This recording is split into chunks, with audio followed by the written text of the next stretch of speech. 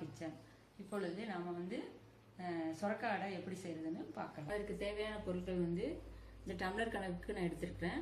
1.5 tumbler வந்து idli புழுங்கரிசி, 1 tumbler வந்து பட்டாணி பருப்பும் துவரம் பருப்பும் எடுத்திருக்கிறேன். இது ரெண்டும் சேர்த்து 1 டம்ளரு, இது 1.5 டம்ளரு இட்லி புழுங்கரிசி எடுத்திருப்பேன்.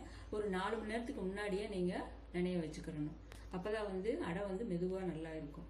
அதுக்கு அடுத்தது வந்து சொரக்காயில் வந்து ஒரு சின்ன சொரக்காயில் பாதி சொரக்காய் வந்து அடை தோசைக்கு எடுத்திருக்கேன்.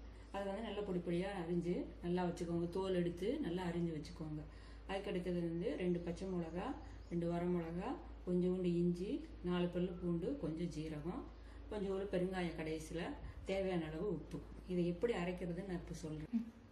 இப்போ வந்து நம்ம அந்த தட்டில் இருக்கிறது எல்லாத்தையும் ஒன்றா போட்டுடலாம். ஒன்றும் பிரச்சனை இல்லை. எல்லாம் போட்டுட்டு சொரக்காயும் கூடவே போட்டுடணும். சொரக்காயும் கூட போட்டு அரைச்சிட்டு எப்படி அரைக்கிறதுன்னு பார்த்துட்டு வருவோம். இப்போ அரைச்சிட்டு வரேன். இந்த அளவுக்கு வந்து குறவரப்பாக அரைச்சிருக்குது. அடுத்தது இட்லி புழுங்கரிசி கொஞ்சம் போட்டு முதல்ல அரைச்சிக்கிறோம். நல்லா இட்லி அரிசி ஃபுல்லாக போட்டு நல்லா அரைச்சிடணும்.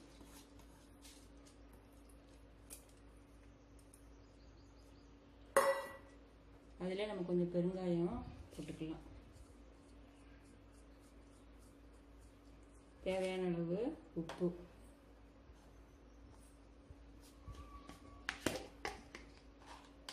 உப்பு வந்து கல் உப்பு கூட யூஸ் பண்ணிக்கலாம். நான் இன்னைக்கு இந்த உப்பு யூஸ் பண்ணியிருக்கிறேன்.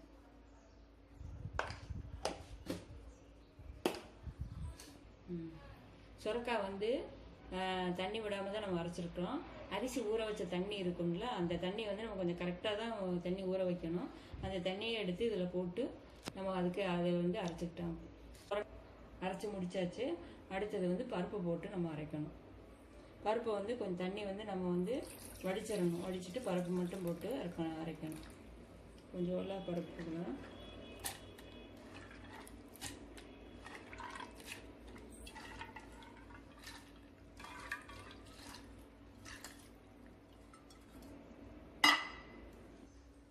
இப்போ எல்லாம் நான் சேர்த்து நல்லா குறன்னு நல்லா அரைச்சிட்டேன். இந்த அளவுக்கு வந்து அரைச்சா போதும். ஏன்னா வந்து ரொம்பவும் நைஸாகவும் இருக்கக்கூடாது, ரொம்பவும் பரபரன்னு இருக்கக்கூடாது. மீடியமாக இருக்கிற மாதிரி அரைச்சி வச்சுக்கணும். அரைச்சி வச்சு ஒரு பாத்திரத்தில் வலிச்சு வச்சுக்கோங்க. அப்புறம் நம்ம சுடுறப்போ வந்து வச்ச தண்ணியாக இருந்தால் கூட அதை நம்ம வந்து இந்த மாதிரி இது பண்ணி நல்லா கலக்கி அதையே ஊற்றிக்கலாம். அது வந்து நல்லாயிருக்கும். கொஞ்சம் அடமாவுக்கு அந்த மாதிரி ஊற்றினா இன்னும் கொஞ்சம் நல்லாயிருக்கும். இப்போ வந்து நம்ம அரைச்சி வந்த மாவில் கொஞ்சோண்டு கருவேப்பிலை, ஒரு கைப்பிடி அளவு கருவேப்பிலை வந்து நான் எடுத்துருக்கேன். அதை வந்து நல்லா பிச்சு பொடிப்படியாக பிச்சு வந்து நம்ம போட்டு அதில் போட்டுடலாம். அடமாவில் ஒரு பெரிய வெங்காயத்தை நல்லா பொடியாக கட் பண்ணியிருக்கேன்.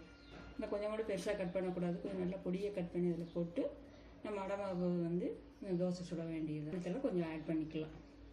எல்லாத்தையும் சேர்த்து நம்ம நல்லா மிக்ஸ் பண்ணி தோசை வந்து ஊற்றிடலாம்.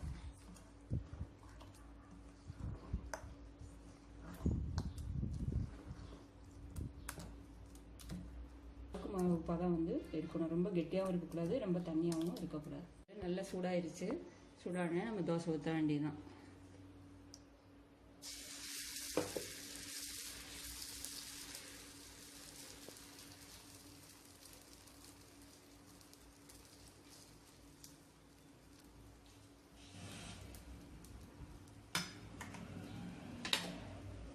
அடை தோசைக்கு எப்பயுமே எண்ணெய் கொஞ்சம் நல்லா ஊற்றினீங்கன்னா தான் நல்லாயிருக்கும். கொஞ்சம் நல்லா எண்ணெய் விட்டு சுற்றி